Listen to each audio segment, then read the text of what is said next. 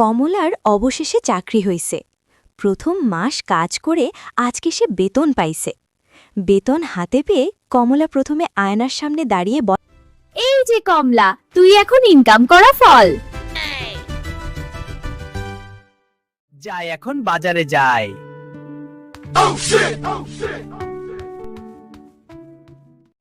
কি লাগবে? সবচেয়ে দামি জুসটা দেন। তুমি তো নিজেই কমলা, জুস খাইবা?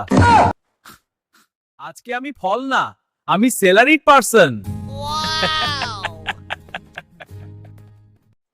আগে মানুষ খাইতো কমলা, এখন কমলা খায় বার্গার। দোস্ত ধার দে 200 টাকা। বেতন পাইছি ঠিকই, কিন্তু মাস তো শুরু হয়েছে আজকেই।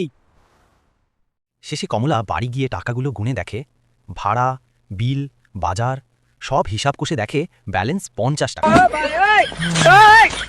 বেকার থাকলেও টেনশন কম ছিল রে।